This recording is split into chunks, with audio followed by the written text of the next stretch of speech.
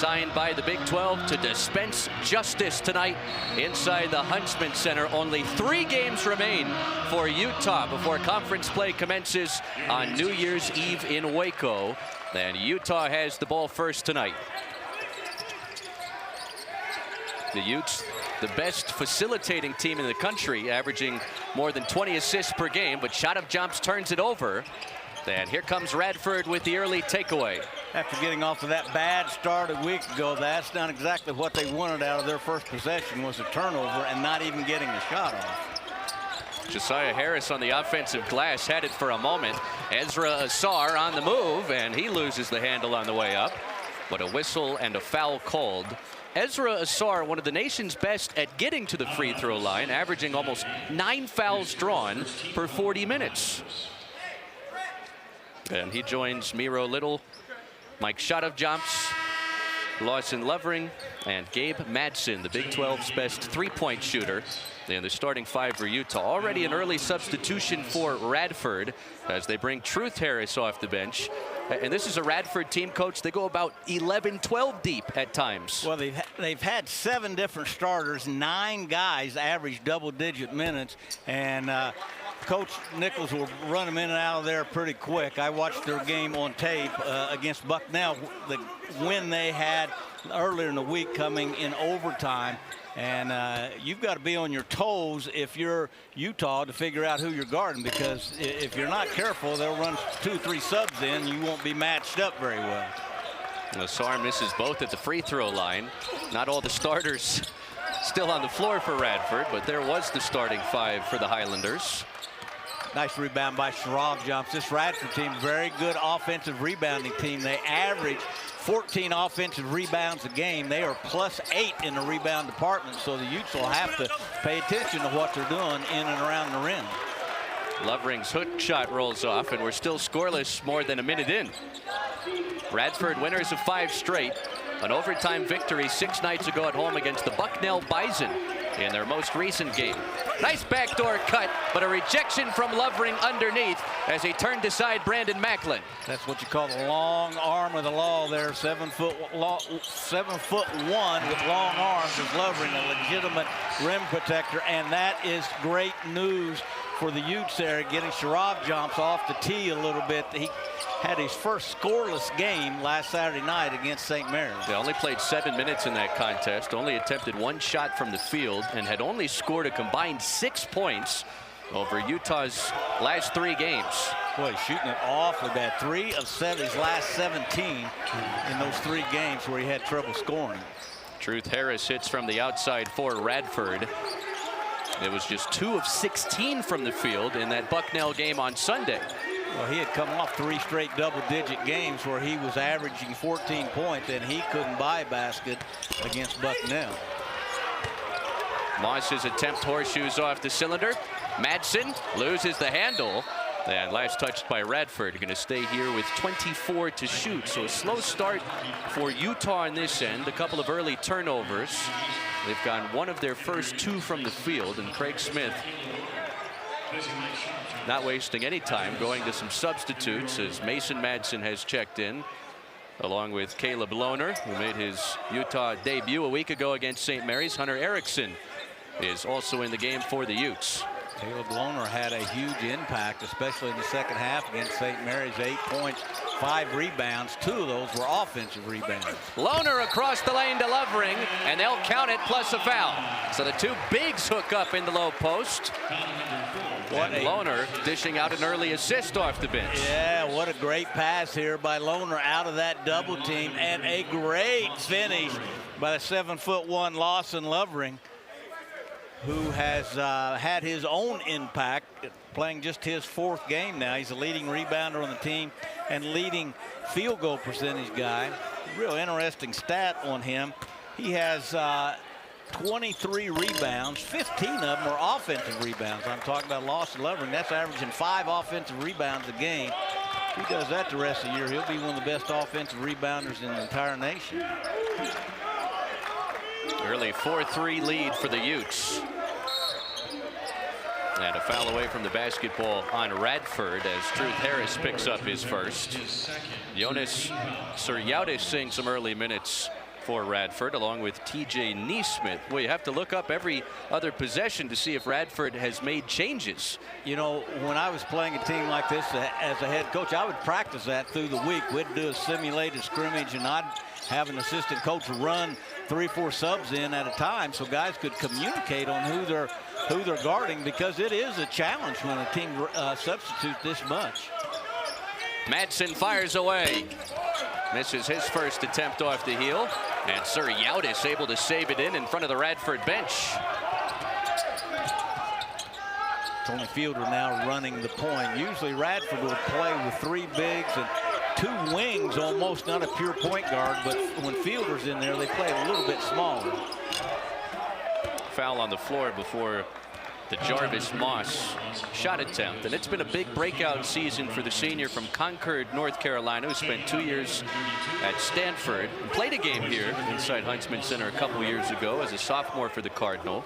Didn't see much time at Davidson last year. With Darius Nichols told us it was the second time they had heavily recruited Moss in the portal, and he leads them at more than 15 points a game as he's whistled for an offensive foul, initiating the contact on the corner 3 attempt. Well, he's got 3 20-point games, 6 double-figure games, 1 30-point game. So as you say, he is really flourishing under this Radford Highlanders system so far. They're only double-digit scorer on the entire team. They've got 2 guys at 9 and then him at 15.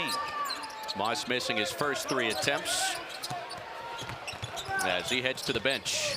Madsen underneath. That's Mason for 2. Gabe Madsen assist to his brother on a nice drive, and found his brother Mason on a nice cut to the basket. Sir Utes off balanced and flips it in. How about that? Sir Utes, a guy that didn't play a lot, only played in 7 games with no starts, coming off his season high 6 points. He's feeling pretty good about things. Erickson buries the corner 3.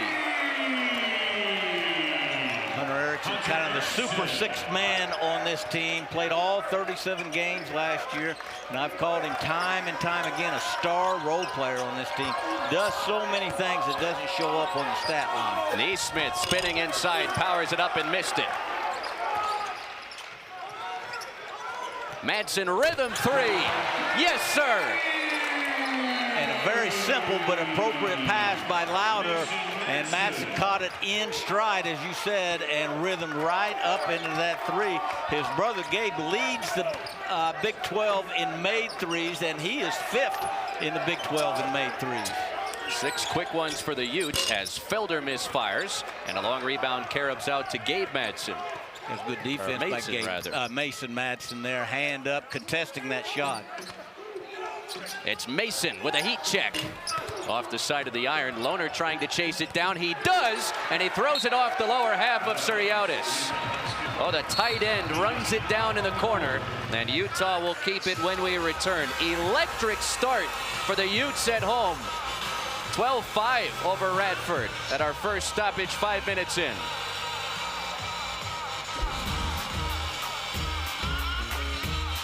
You gotta love the hustle.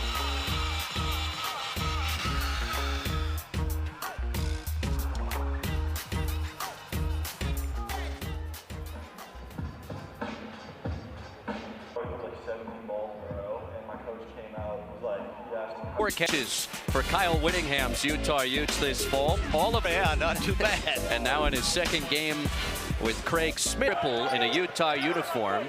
Good for 2nd most in program history.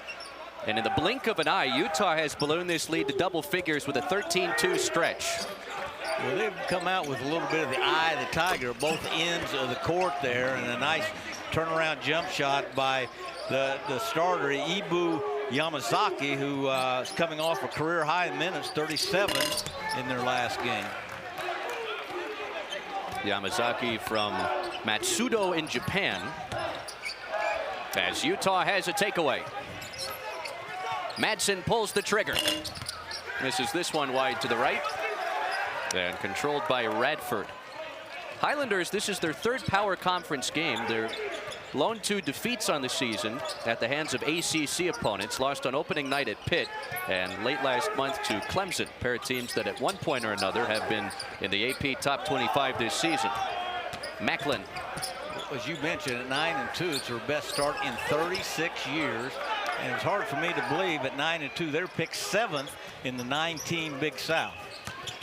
Madsen baseline hangs, and a late whistle and a foul. I got a feeling Mason Madsen knew he was in a position not to make a basket there, but to get a foul, the way he kind of threw himself, or Gabe Madsen, I'm sorry, to get himself to the free throw line, where he has had an outstanding year, shooting 88%, 22 for 25. Watch this, Chris, how he lines the ball up, gets it right into his shooting pocket there. And from that point, if you're a shooting coach or you're a shooting guy, all you have to do is shoot at the right distance. You're not going to go right or left. Watch this time as he dribbles it and then lines it right up in what coaches will call right under that right armpit, right into his shooting pocket. And then again, good shooters don't miss left or right. Good shooters miss long or short. Right there, right to that shooting pocket. And then all he's got to do is shoot at the right distance. I got a feeling his dad, Luke, who coached he and his brother, spent a lot of time shooting free throws.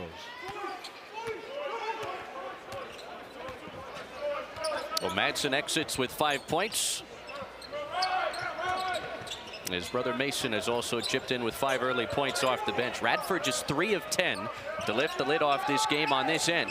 There's a 3 for Harris. And a late whistle. Lawson Lovering had his heel out of bounds. I tell you, watch the Utes away from the ball. Look at the great energy they're playing defense with, and then watch them go to the glass to rebound. Lawson Lovering getting hit by Azar. Yeah, when you got about size 14 or 15 and you're 7'1", it's tough to sneak that one by. But watch them away from the ball. Boy, they were playing with great energy and awareness defensively. Moss has now missed all 4 of his attempts, and they say last touched by Josiah Harris. So a 3 for 12 start on that end for Radford. They did shoot just 39% in their overtime win Sunday at home against Bucknell. Madsen had it partially blocked by Moss from behind. Utah recovers the loose ball. Erickson lobs it. Azar lays it in. And it's nice to see Azar get rewarded by that hustle play. That block from Madsen, Azar got into the middle of that scrum, tapped the ball out of there, and then was rewarded by that by getting an easy basket. Heads-up play by Ezra Azar. His first points tonight. Great defense by Jake Walling, staying down, staying between his man and the basket there. Well, a lot of mid-range attempts early for Radford, and they have not connected on 10 of their first 13 from the field. Erickson knocks down the 3. Timeout Highlanders. Utah in the midst of a 16-2 stretch to build the lead to 15, less than 8 minutes in. A little fire in the eyes of the running Utes here today. On right, Jakob Pertl, Kyle Kuzma from the University of Utah. In a season at 105 last year, which was also 9th on the Pac-12 all-time made list in a year. You still let your mother-in-law drive? Well, she's got a bad car. Okay. So, you know, I just figured if I lose, what the heck. Was that the one parked in the wrong spot earlier? Could have been. Though my mother-in-law. All right, how does Radford get on track here? Just 3 of 13 to lift the lid. Well, their top 3 scorers haven't scored yet. They are 0 for 5 combined. Moss, Macklin, and Harris have yet to make a field goal. And as I said, the Utes came out with a little fire in their eye at both ends of the court, but certainly at the defensive end. Great energy, great communication. There has not been an uncontested shot, or think about it, a shot at the rim yet. Yamazaki misses off the back iron. Long rebound for Azar. He races to the glass and had it poked out from behind by Macklin, and it touched off of Azar's heel on its way out of bounds. Nice hustle play from the junior from Jackson, Tennessee. You talk about rebounding out of area. Azar came from the left side of the lane to all the way to the right side, high elbow, and chased that down, and he had visions of greatness in his eyes, hoping to take that down and stuff at the other end, but instead it ended up being the Utes' number third turnover for the night. Well, both teams will give a chance, will have a chance here to recalibrate, as one of the shot clocks has gone dark near inside Huntsman Center. Brandon Macklin, by the way, somebody that Darius Nichols has referred to as the best competitor on this Radford team. Feels like he's really elevated everybody in practice after this 9-2 start. Well, ironically, Brandon Macklin played for a kid that I coached at University of Idaho, the head coach at Odessa College, Chris Bucket Bauman, one of the winningest coaches in junior college right now with over 400 career wins. I talked to him this week about Brandon, and boy, did he sing his praises. He said, I said, what position is him? He's got point guard stats. He said he is 1 through 4, and whatever you want him to be, that's what he's going to be. Well, Macklin goes to the bank for his first bucket of this game. And you timed that up pretty well, Coach. That wasn't too bad. He's got 2 20-point games. How about this? He's coming off, and I think you kind of categorize him as a point guard on this team. He's coming off a 14-point or 14 rebound game in their win over Bucknell. In fact, when was the last time, Chris, you broadcast a game with 2 point guards, both of them coming off double-digit rebound games, as Miro Little had 10 in their last game? Well, Jarvis Moss finally hits on his 5th attempt. It's 5 straight for Radford, but Utah goes inside, and Lawson Lovering has an easy response. And a really nice pass by Miro Little, who I just mentioned, coming off his first career double-double with 14 points, 10 rebounds in that loss to St. Mary's. I thought that was almost like a coming-out game for Miro Little. I thought he was outstanding. A season-high 36 minutes. And, boy, I thought he really orchestrated the Utes. Shot clock in single digits. And a foul away from the basketball. Radford turns it over. That last pass by Miro Little on that roll, pick and roll from Lawson Lovering. And the one thing about being 7'1" with long arms, you're almost always open. And Miro Little just threw it up around the rim, and Lawson Lovering went up and got it. Boy, you got to be on your toes with the way both these teams are substituting right now, as you mentioned. You're getting your money's worth tonight. Yeah, I am. Utah 9 of its first 16 on this, and 4 of those makes from 3-point territory. Keller kicks, Lohner from the baseline, and he soars for the flush. And what a nice pass by Zach Keller, the other big guy who just got eligible, or got healthy, I guess I should say, 3 games ago. 6'10", 220, drove it to the basket. Lohner with a nice feel for the game on that basket cut, and there was no doubt what he was going to do with that. That was like one of his 4 touchdown catches there. Good chemistry on the low post to low post passing early in this first half for Utah. Macklin to the rim, and he lays it in. So Brandon Macklin up to 4 points in this opening half. Radford trails by a dozen in Salt Lake City. Keller flips it up. Gaines had it, and Keller going after the loose ball, whistled for the foul. Watch this nice pass coming from Keller, and Lohner with, boy, just a nice basket cut there. And you gotta love, like I said, he had no intention of laying that softly off the glass.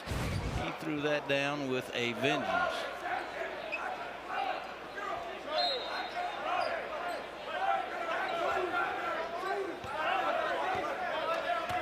Utah really on point and showing its depth now that they've got 3 new big guys in the last 3 games with Lovering, Keller, and Lohner.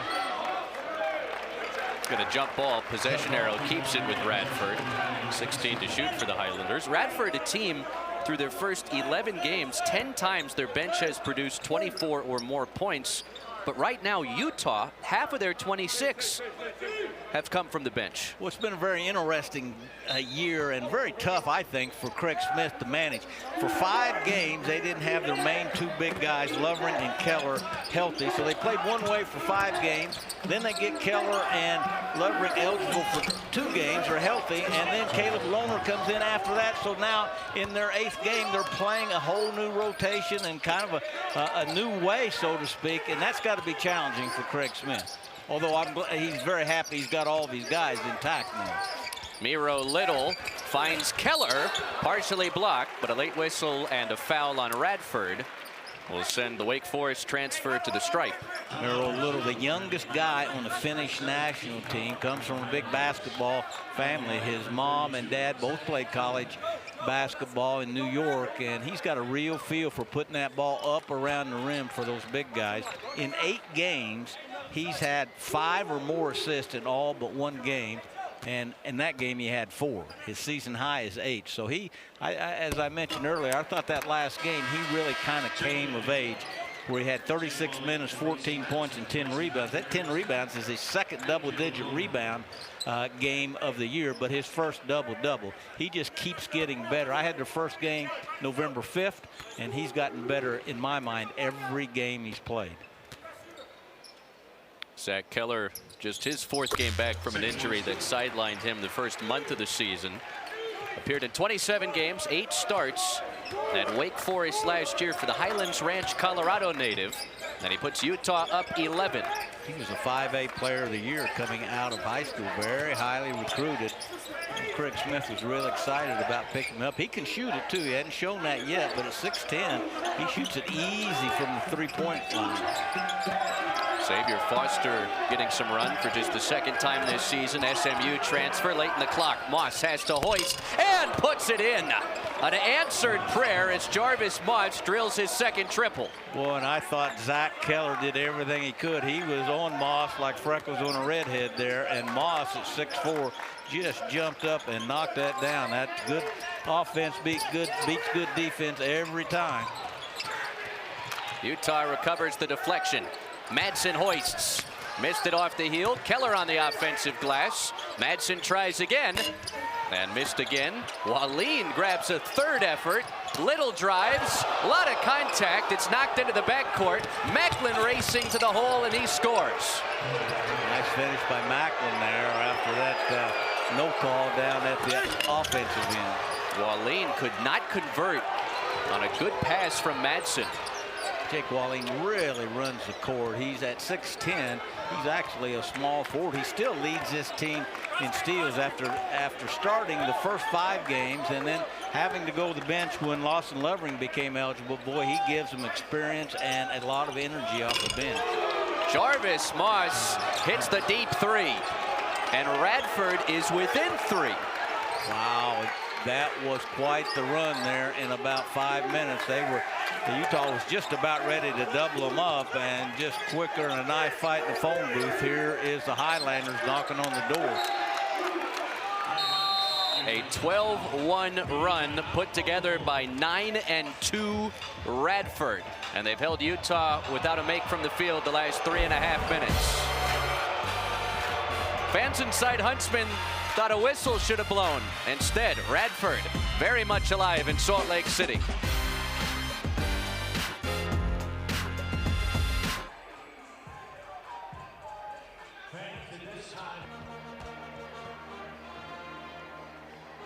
Part to the hot shooting of Jarvis Moss. His 2nd trip to the Huntsman Center. Played a game here in a Stanford Cardinal uniform 2 seasons ago, and after missing his first 5 attempts from the field, he's connected on his last 4, including 3 from 3-point territory. Chris, he's gotten hotter than a Texas parking lot here this afternoon, and almost single-handedly brought the Highlanders back to within 1 bucket. A 1-possession game, 24-27. At one time, Utah almost had them doubled up. And between he and Macklin, they have both kind of started out 0 for 4 between them. They're now 7 of 12 between them. So you talk about heating up. They've kind of did that at the same time. Nice pass. Jake Wallin free for the 2-hand rim rocker. What a great pass by Lovering, but what a great cut by Wallin. I tell you, Jake Wallin's got a great feel for the game. Started the first 5 games, now coming off the bench. It was a time he still leads them in steals, but he led them in blocks as well. Felder into Neesmith, who turns and scores. So Radford, after missing 11 of their first 14 from the field, they've now made good on 8 of their last 9. Well, it's way too deep of a post catch here. Lawson Lovering's got to get his post work done a little bit earlier than that. Neesmith, that was what coaches would call a power duck in there inside that little circle, and that was just way too deep. Look at this last pass. This is a 7'1" guy putting it on the money there, and Jake Wallin reading that. I think Radford tried to switch that, or did switch it, and Wallin read it and just broke that screen off and made a really nice cut to the basket. The nation's top assisting team has assisted on 10 of its first 11 makes. Yamazaki into traffic. Davis resets. Suriautis. Turned back by Wallin. Madsen across the floor. Erickson knocks down the three.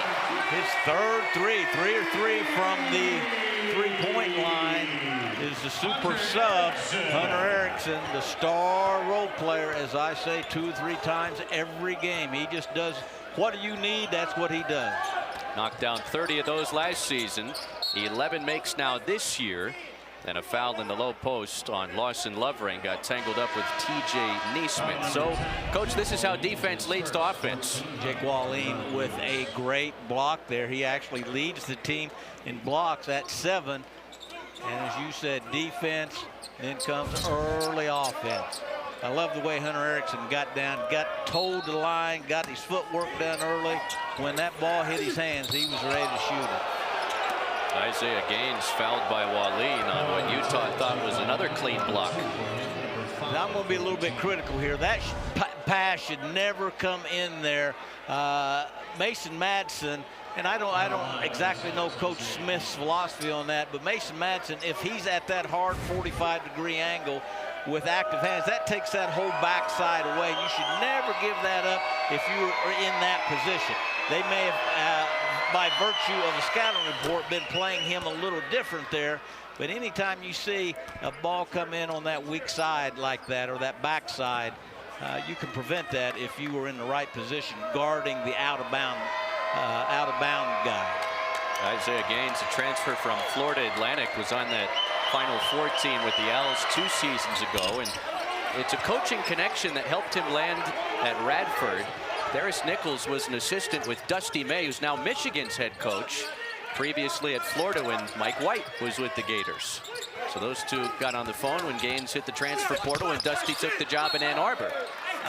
Going to stay here with Utah, 14 to shoot after Madsen was blocked underneath. Well, Gaines is not a great scorer, but anytime you can pick a guy up at 6'8", 225 and very athletic, he is their second leading rebounder, second leading offensive rebounder. He was an outstanding pickup from Florida Atlantic. Shot clock into single digits. Madsen sneaks it inside, and Lovering finishes with a dunk. Gabe Madsen is so much more than just a shooter from the three-point line. He put that one through a crack in the door. He almost coaxed Lawson Lovering to where to go with that little head nod, and then, like I say, man, he put that on a line to him. Well, the ball movement continues to be elite for these Utes. 12 assists on 13 makes. Excuse me, Chris. I wanted the fans to see that little head nod that Gabe Madsen gave to Lovering first. Like, okay, just one more step, get right here, and almost coached him into where to go, and then made a great pass to him. 6 points for Lawson Lovering.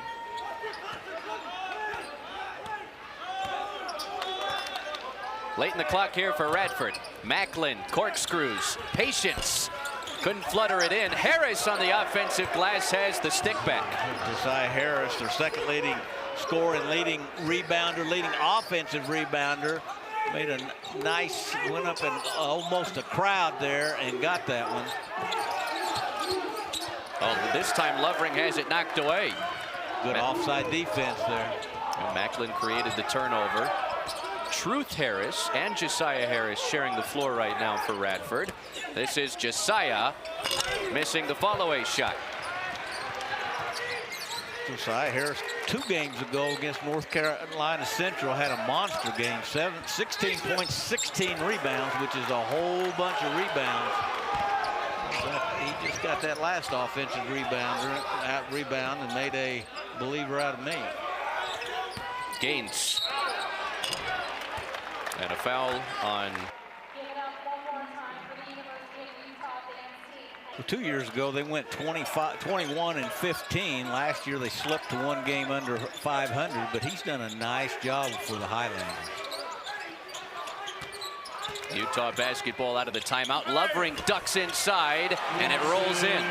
Really nice post move by Lovering. A little old-fashioned up and under there, and if you let him get at 7-1 with long arms that close to the basket, it's you better bring a luncheon and lantern, because it's going to be a long, long night. Moss flips it up. Man, that was very close to a goaltend, but far enough down where Lovering was able to get away with it. Hunter Erickson now with a new season high. His 3 for 3 from the three-point line, 9 points. Macklin picks off the entry pass. Already his third steal. And out of control coming the other way. It's an offensive foul as Miro Little absorbed the charge. Nice job by Miro Little. Taking a charge like that, just like getting a steal. You don't get the stat for that, but that was very good lateral movement and a lot of toughness there, sticking his nose in there by Brandon Macklin, who's not a small guy, 6'5", 215 pounds, out of Odessa College. Odessa College in West Texas, former home of the #1 overall pick back in 1991, Larry Johnson. The Odessa Wranglers, they're called. Erickson already 3 made threes. By the way, that foul on Macklin, his second, so likely out of these final 2+ minutes of the opening 20. Little skips it. Madsen with 5 to shoot. Out to Erickson, around the shot fake. He knifes inside, high arcing teardrop, won't go, but he was fouled on the way up. And Hunter Erickson will have a chance to add to this lead at the free throw line. I thought that was a good decision by Erickson, keeping the ball, getting it to the basket. Nice feel for where the shot clock was. Chance now to add to his season high 9 points. 3 of 3 from the three-point line. Hunter Erickson played all 37 games last year, and he is a co-holder of the record of most games played in a season. Gabe Madsen started all 37, and they graduated 2 guys that played all 37. Only 4 guys in the history of Ute basketball to play 37 games in a season, and Hunter Erickson is one of them. Utah 22 wins last year, went to the semifinal round of the NIT, and went 17-2 in this building, off to a 6-1 start at home this season, with that lone loss coming in their most recent game a week ago here against St. Mary's. That 22 wins was the most wins since 2017-18 season. Radford fortunate that caught a sneaker. Shot clock reset to 20. And all of a sudden, after that hot stretch, the Highlanders haven't scored in 2.5 minutes. Craig Smith had an NCAA bound team last year until they lost their starting point guard, Roley Wooster, and they were never the same team after that. They never really played with a pure point guard. They never really regained their rhythm, so to speak, offensively. But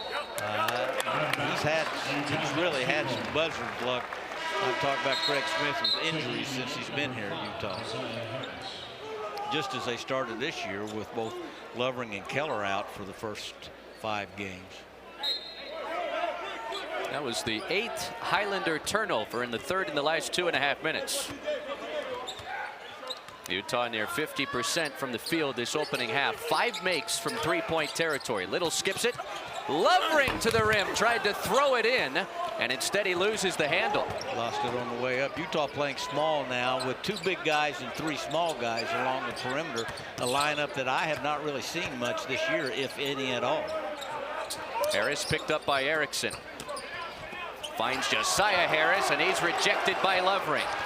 Utah on the move. Little finds Erickson in the corner.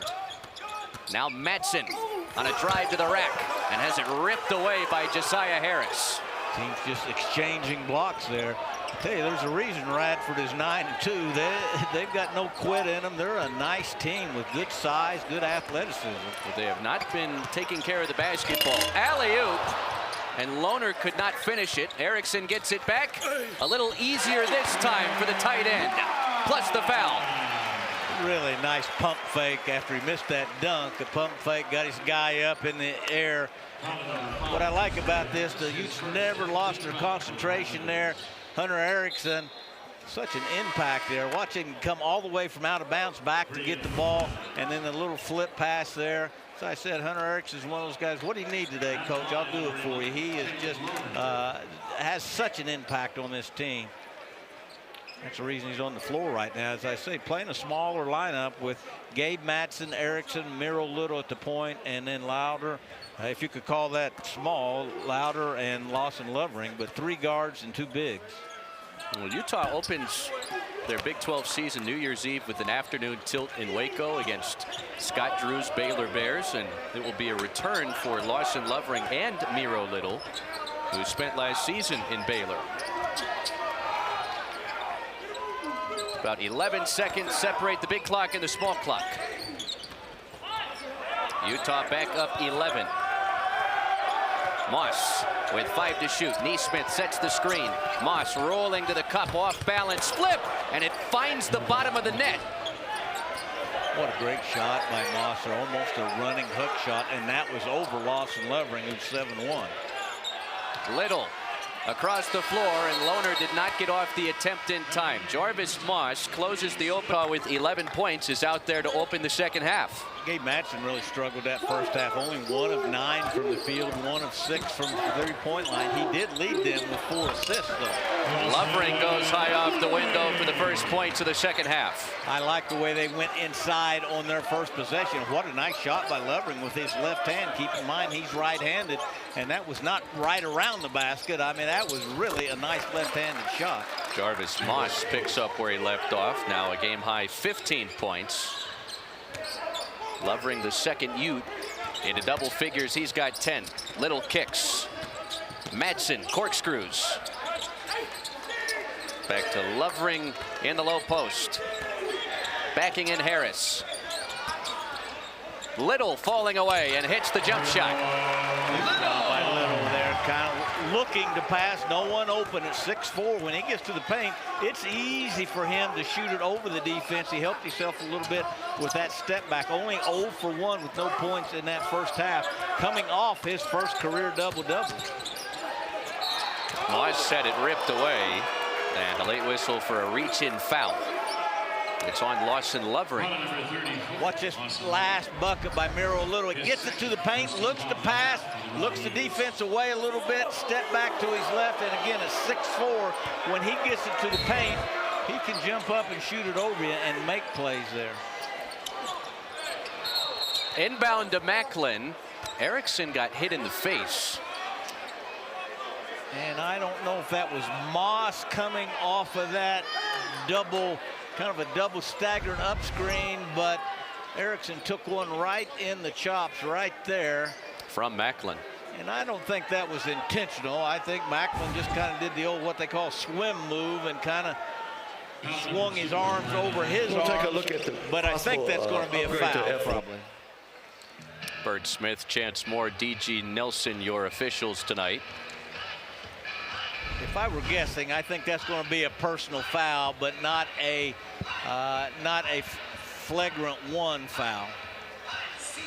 Right now, we're being told that the call is an offensive foul on Brandon Macklin, would be his 3rd. And they could upgrade that, but I don't think they will. I don't think that was intentional. I don't think he meant to hit him in the face. You and I were doing a game here last month where Erickson got hit elsewhere, and it was not upgraded. No, and he was wishing it was upgraded and didn't happen. And that hurt a whole lot worse than getting hit in the face, I guarantee you. Well, Erickson has done his part tonight in this double-figure lead for Utah with a season-high 11 points on perfect shooting. Now watch this, what I call a swim move. Watch the way Macklin takes his top arm and comes over his arm and catches him. I don't know if he hit him in the nose or the eye there, but I tell you, Erickson is just a very, very tough kid, and boy, he went down immediately.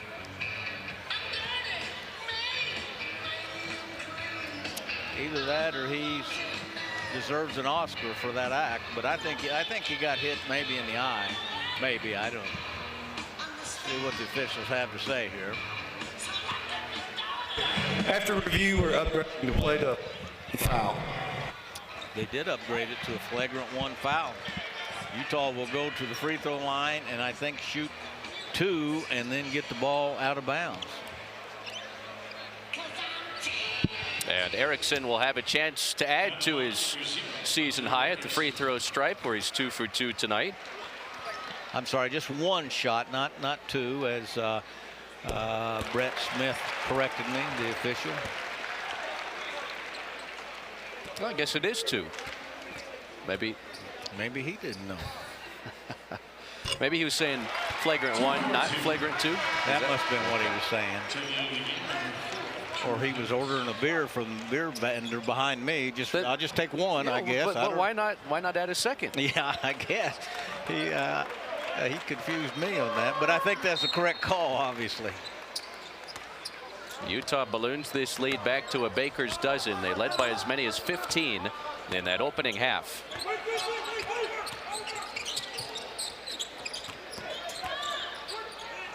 Thought Lawson Lovering had a chance. He was looking for Ezra Azar to duck in there, and he did. Nice move to the basket.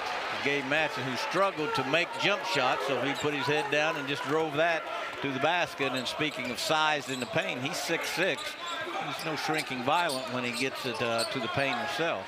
7 points for Madsen on 2 of 10 shooting.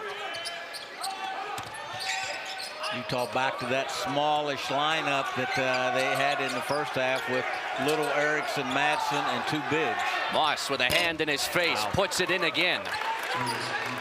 18 for Jarvis Moss, and now 4 triples tonight for the ex-Stanford Cardinal. Ezra Azar, pretty good defense there, and as guy I work for here, the Hall of Famer Rick Majerus used to say, good offense beats good defense every time. Bodies hit the floor. Little tease a 3. And fighting for positioning underneath. The foul on Radford will give Utah a second bite at the apple. Number 6, Isaiah Gaines, his second. All right, they also say hand up, so what? No, that was really, I think that's about all Azar could do there. He made a great effort, contested the shot, and Moss, the leading scorer for the Highlanders, the reason he's a leading scorer. Inbound to Madsen. Off the side of the backboard.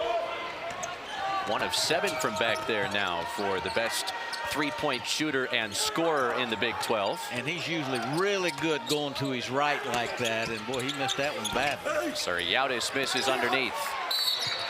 And a foul on Radford. Trying to pluck an offensive rebound off the iron. Great rebound by Hunter Erickson, who's having a terrific night. And as I've said, he's nothing if he isn't just tough as a pine knot when he gets on the floor. He brings you a lot of energy, a lot of toughness. Tonight he's shooting it in and really contributing at the offensive end. This has turned into a pretty physical game here, Chris. Yeah, Radford's last game featured a combined 57 fouls in their overtime triumph over Bucknell, as Azar is fouled by Jonas Uriadis. A couple of free throws for the East Carolina transfer on the way. Ezra Azar just has a knack, and he has his whole career of getting to the free throw line. He's shot 57 free throws this year already coming into this game, not counting what he shot tonight. That's 7 per game. He shot 199 last year at East Carolina. He's on track to shoot well over 200 if he continues at this rate. Second in the country, drawing nearly 9 fouls per 40 minutes. Well, there's nothing pretty about when he gets it in a low block. He just turns and takes it right at you. The thing that's not doesn't help him a lot. He's a career 60% free throw shooter and shooting a little bit better than that, 61 this year. If he could get that up to about 70, it'd add a couple points to his scoring average. 2 for 2 there. He must have heard me talking about him. 4 points for Azar tonight. And the Utah lead grows back to 14. Uriadis hounded by Azar. I see the same energy defensively that the Utes started the game with. I thought that kind of left them a little bit there when the Highlanders made that run, but they're on point now. If you want to watch good defense, don't watch the guy guarding the ball. Watch away from the ball. Watch if the guys have stance and vision, the two keys to off-the-ball defense. Utah is all over that. Yeah, Truth Harris put way too much on the attempt. Another good defensive sequence turned in by Hunter Erickson. Little lobs it in. Asar swings it out. Extra pass. Madsen, sidestep three. Bullseye! Timeout Radford. Utah has taken its largest lead of the night. Utah passing up a great shot to get a good shot, and Gabe Madsen doing what good shooters do. They just keep on shooting it, and a great pass there by the great six-man Hunter Erickson. Come on back, folks.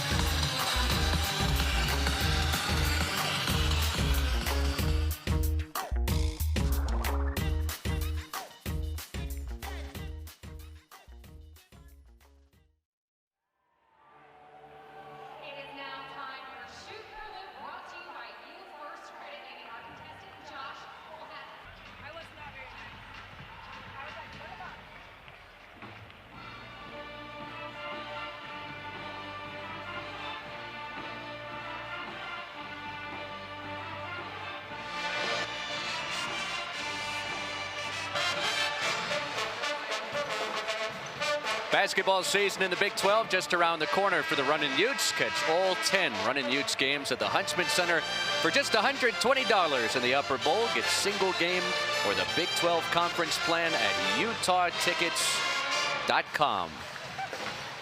Exciting times on the horizon with the conference schedule commencing for Utah on New Year's Eve against a very talented Baylor squad down in Waco, and then back here for the first Saturday of 2025 against Texas Tech.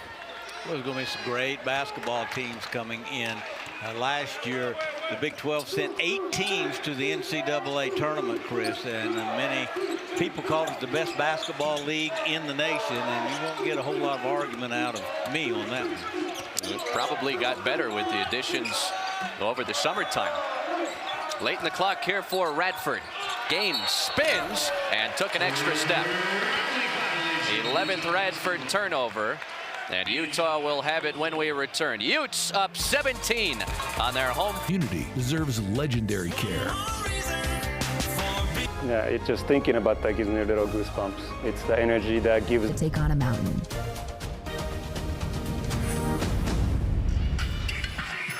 Welcome back to the Huntsman Center. Erickson gets switched to a big guy. Watch how he competes here. Oversized. He bumps his guy, stays between him and the basket. And forget that he has a season high in points. That grit, that toughness, that's what he brings to this Ute team. What you didn't see is a timeout right after that, and his coach meeting him at half court and giving him knuckles. That, again, is what the super six-man Hunter Erickson does for this team. And with the struggles of late for Mike shot of jumps, you wonder if Craig Smith, who started Hunter Erickson on the floor in this second half, would consider Erickson, as that won't count. Asar took an extra step before what would have been a highlight reel jam, but you almost wonder if there's a little bit of controversy here where maybe Hunter Erickson is in consideration to start down the stretch in non-conference play with only 2 games left after this one before the Big 12. Well, you look at his contribution tonight on both ends of the court, and poor old Mike Sharabjumps has just struggled mightily. Only 6 points in his last 3 games, scoreless in his last game, and it's just a confidence thing. And Craig Smith starting tonight, trying to help him get that confidence back. But I've said all along, it's hard to keep Hunter Erickson off the court. Jarvis Moss, logo 3. And with how well he shot it, almost a little surprised to not see that one go in. Well, he's got 18 right now, and that leads his team. Madsen misfires from the corner. Does have 2 makes to bring him up to 249 in a Utah uniform tonight. And not to beat this horse to death, but Hunter Erickson also can play a point some and be the backup point guard in a pinch. Chase Davis misfires from the outside. Here comes Madsen with a 2-hand flush.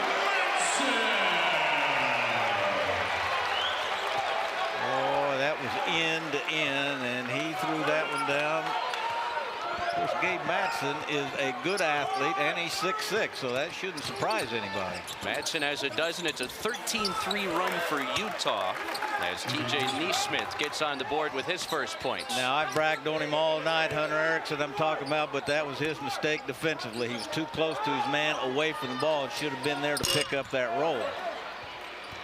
Madsen now just 2 for 10 from the long line in this game. Utah 6 of 18, but they've done their damage elsewhere. They've got 28 paint points in this game. Harris out of the shot fake, through the contact, high off the glass. Almost had a chance to recoil, and it's picked up by Erickson. Erickson again on a loose ball. Of course, and that one just kind of rolled to him, but he seems to be around the ball all night. Madsen feeds it to Lovering. Gabe Madsen's 5th assist for the night that leads the team, and that's a really nice paint-to-paint pass by Gabe Madsen, and Lovering throwing that one down very, very emphatically. Game high 5 assists for Gabe Madsen. Utah rolling to start this second half. They've outscored Radford 17-7. Gabe Madsen inline to inline. If no one picks you up, take it all the way. And then a nice little, as I call, paint-to-paint pass. Love the way Gabe Madsen came to a 2-foot jump stop there, totally under control, and a little flip pass to Lawson Lovering, who threw it down like a chubby kid on a teeter-totter. Coach, Gabe Madsen only had 16 assists through Utah's first 8 games. He's got 5 tonight. Well, he's done a nice job on a night that he's really having trouble finding the bottom of the basket, but doing a lot of other things, rebounding it, passing it, a couple hustle plays. This is a pretty efficient Utah team when they play a little small ball with these 3 guards on the court. Radford has missed 6 of its first 9 attempts on this end, and that's allowed Utah to balloon this lead to 19. Macklin to the rim, and it rolls in. Nice finish by Macklin, who's 6'5", big, strong kid. Not really a point guard. He has point guard stats, leads the team in assists and turnovers, but just a kind of a jack of all trades guy. 8 points for Macklin as he pokes it out. Nice defense on Keller. Remember, he picked up that flagrant foul early in the half that kind of set the tone for this Utah heavy stretch. Well, you kind of get the feeling, and I've talked about it before, Utah played one way for 5 straight games without their 2 big guys. They got them, then they got Lohner eligible or off the football team after 7 games. Still kind of feeling their way through the rotation and in different lineups. Erickson touch pass, Mason Madsen couldn't hit it. Thought that was a pretty good shot for him, a guy who's 5th in the Big 12 in made threes. His brother is number 1. When those 2 guys heat up together, it is a thing of beauty. Macklin spins, and into contact, he draws a foul. So Brandon Macklin has checked back in, and he has played with some urgency, and that's what Radford needs down 17 with 12 ticks left. I was just getting ready to say, Chris, before I stepped on you there a little bit, he seems to be ultra aggressive here in the second half. And Hunter Erickson, pretty good defense, except right at the last when he got his hand caught in the cookie jar there and kind of reached. If he kept his hand straight up, that would have been about all he could have done. Macklin is the team leader in free throws, 63% on the season for the junior college transfer. Jake Wallin replaces Hunter Erickson, who just picked up his 2nd foul. He leaves with a team-high 13 points on 3 of 3 from the field and 4 of 4 at the free throw line. New season highs we've mentioned, and only 2 away from his career highs. Career highs 15 against Hawaii last year. 10 points for Macklin, and Radford back within 15. A lot of time left, 12 points, as we said before. This team coached by Darius Nicholas is not going to go away. 9-2, riding a 5-game winning streak here. Madsen to the corner. Wallin misses, and Josiah Harris clears it away. might be time for the Utes to go back inside. They've missed a couple threes in a row here and have not gone to a low block for a little bit, but they've been good looks at three. They just haven't gone in. I tell you, Brandon Macklin's starting to cook. That's 6 straight for him. Yes, he is. A dozen for the game. Macklin, as I mentioned earlier, coming off a 14 rebound game, and that's the most rebounds I think I can remember for a guy that's considered a point guard. Miro Little coming off a double-digit rebound game in his first career ever double-double. Shot clock down to 5. Little stops and starts, hangs, and nobody touched it. Oh, they did. Harris is arguing that he never touched it, as is Darius Nichols over there on the Radford bench. And Utah will have 9/10 of a second to get off a shot when we return. Radford has cut the lead back to 13 with 11 minutes left to play in Salt Lake City.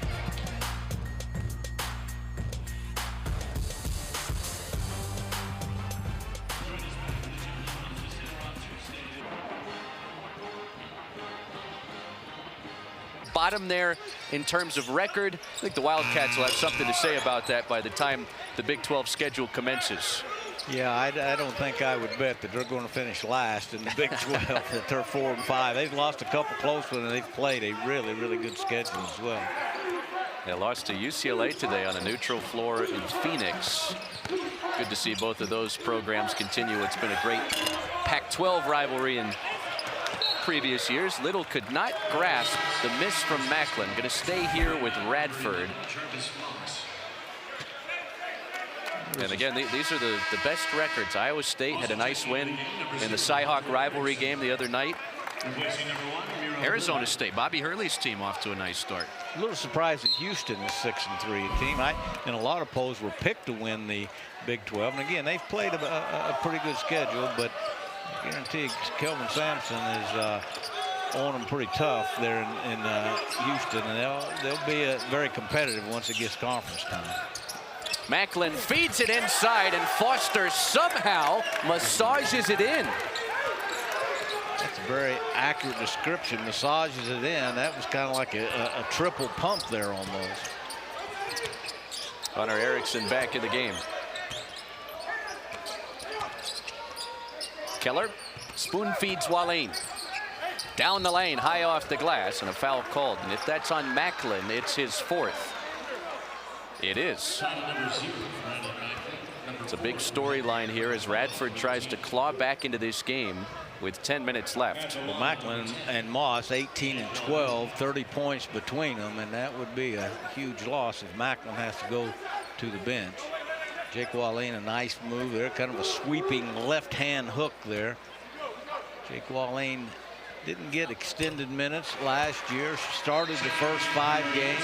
Very, very versatile player. Can play 2-3 different positions at 6'10". Is actually skill set wise a small forward. He had 6 steals in a game earlier this year, which is the second most. It was tied with several players, but 6 steals is a whole bunch of steals in one game. Yeah, did that opening week against Central Arkansas. Now Utah leads by 13 inside of 10 minutes to play. Utes have one more non-conference home game left against Florida A&M on Tuesday. A steal. Erickson down the hatch. Erickson now with a new career high 16 points, and what great hustle by Lawson Lovering, getting on the floor for that ball. 7'1", all 7'1" of him was down on the floor there to help the Utes get that basket. A career best 15 for Hunter Erickson. Moss lets it fly. Missed it off the front rim.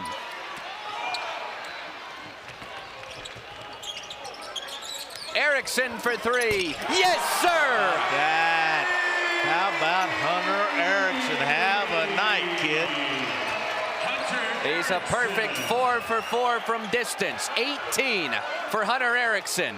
Which is also a career high. 4 made threes for Hunter Erickson. Harris fouled by Lohner. Now you talk about bringing some electricity. The ignitable Hunter Erickson leading Utah off the bench. Watch Lawson Lovering, though, getting on the floor to save that. Hunter Erickson showing he is more than just a shooter, quite the athlete, and coming down in transition, a step-in three. He is having a huge, huge night, and no one deserves it more than Hunter Erickson. Boy, and you talk about the impact a guy like Brandon Macklin has for Radford.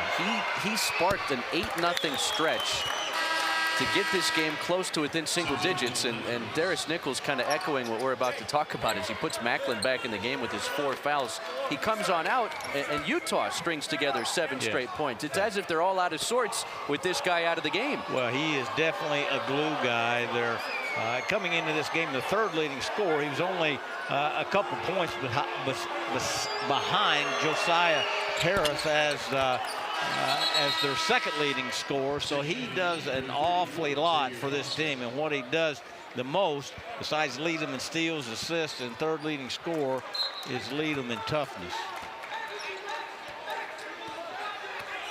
From Jackson, Tennessee originally. He had a couple uncles that played basketball at Ole Miss. Entry pass knocked out by Radford with 20 to shoot. Now Utah, I've talked about how they've played a small lineup. Now they're playing a big lineup with Jake Walleen as a small forward, and then Lawson Lovering, and then Louder as a power forward. Off the sneaker of Foster, just the 7th Utah giveaway tonight. Done a great job of taking care of the basketball. Foster fires from the corner. Again, only his 2nd action. Been dealing with a back injury. Erickson finally misses.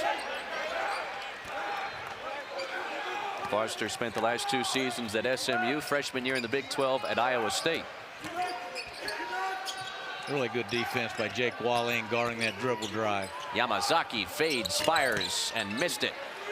And good defense by Hunter Erickson. Both guys just staying down, staying between their man and the basket. Nothing fancy, but that usually gets the job done. And Mason Madsen, the twin of Gabe, has made the 5th most threes in the Big 12 this year, connecting on that one. Both those guys, just beautiful jump shots. Always great lift on the ball, always getting that ball to their shooting pocket before they let loose of it. And credit their dad, Luke, their high school coach, doing such a good job of teaching those 2 young men. Late in the clock for Radford. Yamazaki gets it off. It draws iron. An offensive rebound for Gaines. Tried to throw it down. Instead, Foster skies and bends the iron. Hey, this has been a pretty productive lineup. I kind of like that small lineup, but this big lineup is playing pretty well, too. Nice pocket pass from Lovering. Mason Madsen did not finish it. Too close. He's used to shooting way out there. He got up near the basket and couldn't make it go in. Macklin doubled. Foster, extra pass. It's Truth Harris. In and out. Utah just getting, seems like, every defensive rebound here with this big team on the court now. Subs waiting at the bench, both Little and Gabe Madsen waiting to come in, and 3 for Radford waiting to come in. Xavier Foster, nobody needed that foul more than him. He is gassed. Just his 2nd game of the season. Utah up 17, 6:21 left to play on a Saturday night in Salt Lake City.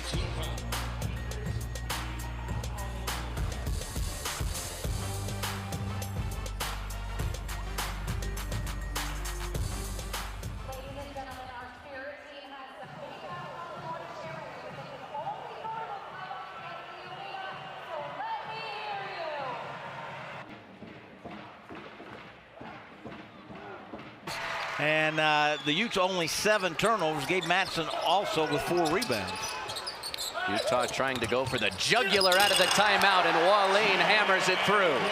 They do that very well. When they dribble at the baseline, guy, that's kind of an element of this popular dribble handoff offense that a lot of colleges are running this year. You dribble it right at that guy on the baseline. If he's denied and he back cuts, and Jake Walleen read that to a T and made a great back cut and got himself a basket. Asar the steal.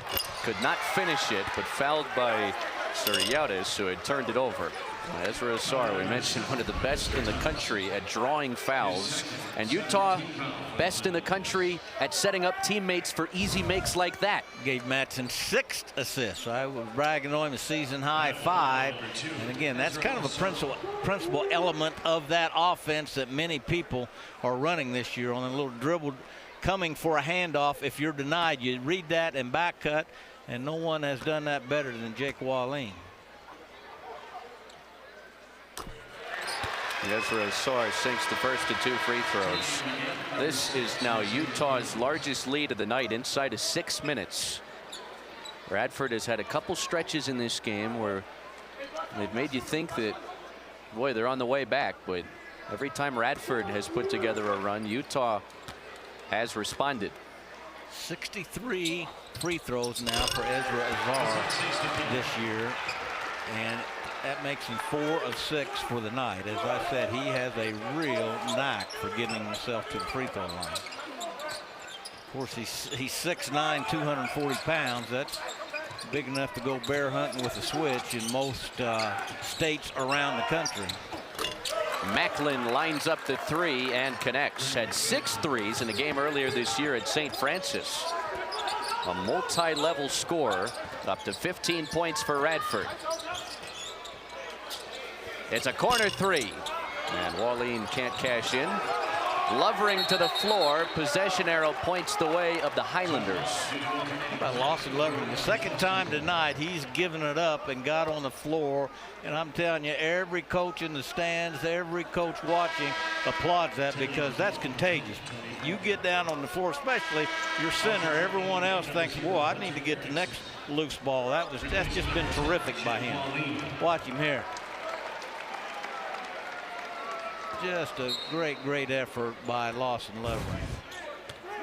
Comes from a basketball family. His mother played basketball at Fresno State. His dad at Colorado Christian.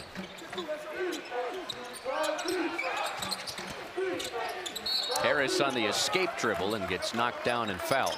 It's on Ezra Asar, his first tonight. Well, that was not certainly a flagrant foul by Asar, but he got his money's worth on that. I'll tell you, again, at 6'9", 240 pounds, he's a big, strong man in there. Josiah Harris at his 4th school, was at a pair of JUCOs at a high school, then went to St. Francis in Brooklyn before they abruptly dropped their entire athletics program a couple years ago. As I said a couple games ago against North Carolina Central, I mentioned this in the first half. He had a monster game, 16 points, 16 rebounds. His head coach, Darius Nichols, calls him one of the best rebounders he's ever been around. Really good free throw shooter, too. He's 6'9", 225. All right, now Radford in a little 1-3-1 here. Let's see how Utah reacts to it. Madsen gets it back and puts it in. That's a pretty good reaction to it. Just go inside, go back outside, and let Madsen shoot it in. Madsen now his 3rd made 3 of the night, 3 for 11. Number 250 in a Utah uniform, Felder. And there's Harris on the offensive glass. Nice pass inside the Gaines for the flush. Utah a little discombobulated there with their matchups off of that great offensive rebound by Josiah Harris. Harris, you know, you don't get every rebound up around the rim. He chased that one down from across the lane. Miro Little cashes in from distance. Miro Little now with 5 points, as I mentioned, coming off his first career double-double. Not having a big scoring night, but has made his presence known just by handling the ball and running the team.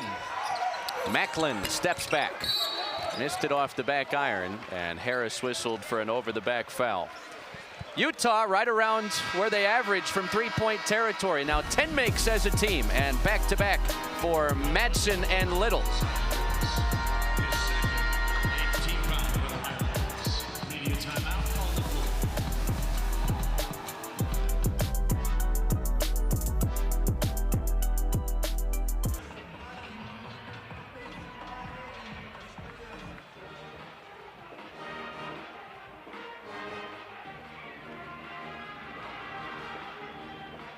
Home Tuesday against Florida A&M, and then to a neutral floor in Sioux Falls, South Dakota to take on the Iowa Hawkeyes. Nationally televised game 4 days before Christmas, and then 10 days off to get ready for the gauntlet that is the Big 12. Baylor, Tech, and Iowa State. If you look at any type of bracketology right now, 4 of the next 5 games against teams that will likely be in the Big Dance. I think Iowa State's like 3rd or 4th in the country right now, aren't they? They've had a couple great wins here early in the season, which surprises no one. They were picked to be very good this year.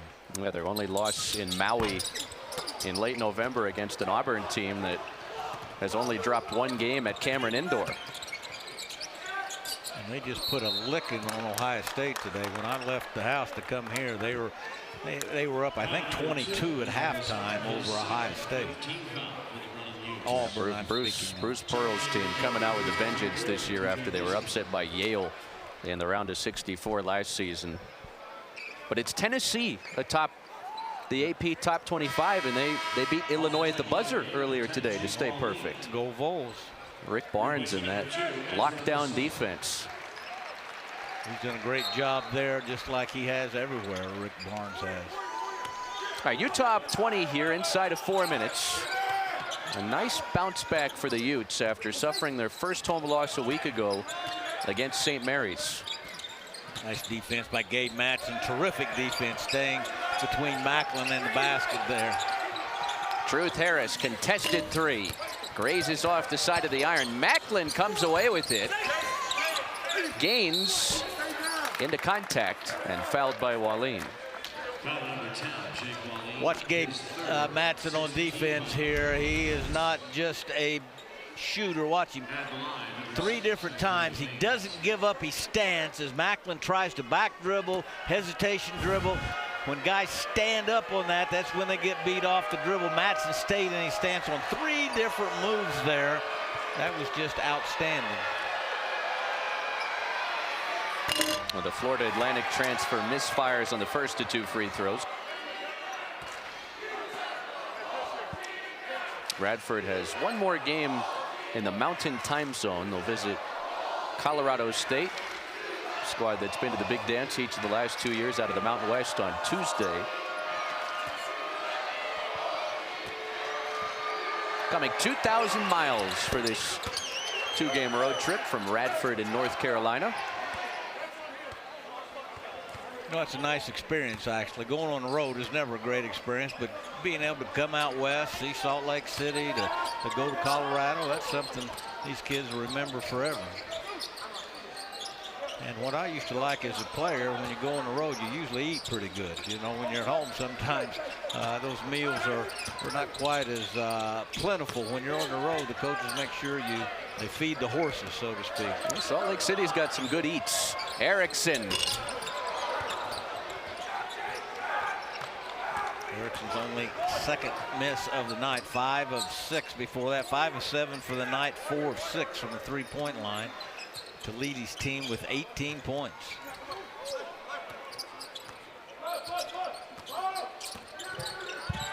Jarvis Moss led Radford in the opening half. He's been pretty quiet since the break. Loses the handle, a steal for Little. Numbers for the running Utes. And Madsen powers it up, couldn't finish. Macklin racing the other way. And Truth Harris for 3, puts it in. What a nice pass there by Jarvis Moss, who has 18 points and could have very easily pulled the trigger on that, but gave up a good shot to get a great shot for yeah, all the geniuses picked this number 7. I asked him, I said, how do you like coaching in your hometown? He said, well, it depends on what day you ask me that, which I figured he'd come back to something like that. Sometimes that's really good being in your hometown. Sometimes it's not so good. There are more Division I programs in college basketball than you think there in the Carolinas and Virginia region. Well, Big South, a really good, very competitive league year in, year out. Look out below, Jake Wallane. Remember I talked about Jake Wallane's great feel for the game there, and that was a great pass by Miro Little, by the way. Jake Wallane setting that ball screen, reading that they were extending that, and just broke it off. Again, another great move, great basketball savvy by Jake Wallane. Zion Walker, and a foul on the floor. It's on Miro Little. Number 1, Miro Little, his first 7th team foul for the Utah Utes. Utah's done a very good job, in my mind, tonight, guarding the dribble drive and not getting broken down by guys dribbling to the paint, having to force a help situation from your teammate and giving up easy baskets. I don't know that I've seen that at all tonight. They have done a really nice job of guarding the ball. Walker, the true freshman from Burlington, North Carolina. Prolific scorer in high school, 3-star recruit. Has scored it in double figures 3 times this year. I think he is the only freshman on this team.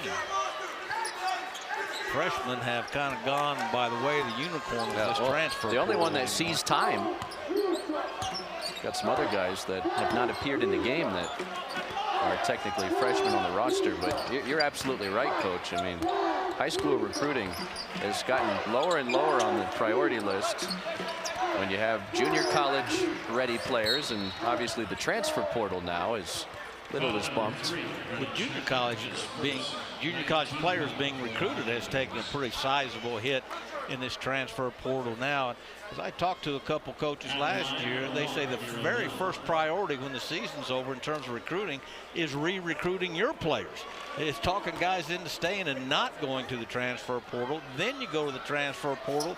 Then you recruit high school guys and junior college guys, and that has changed dramatically since this transfer portal has become in vogue. There's a birthday boy, Coach Craig Smith. Speaking of personable coaches, Craig Smith is just one of the easiest guys to talk to for a guy who is very intense and really, really a good coach. When you talk to him, it's just like talking to a guy, your next door neighbor, just a very, very pleasant person. Into our final minute, which could be significant for some. Walker finds Foster, and he loses the handle. Yeah, Little trying to get everybody involved to the end of the Utah bench. He kind of threw it in between a couple breaking players, but up 18, I think everyone in Stephen, Minnesota can rest and go to bed as their favorite son gets a win here tonight. And Vern and Beverly Smith, Craig's parents, could say good night.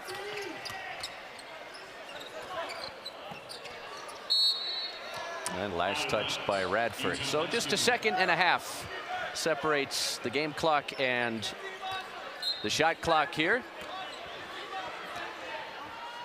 And a nice bounce back win for the Utes. And Radford again gave them all they wanted and competed to the very end. I think that again the Utes' size and depth kind of wore them down a little bit.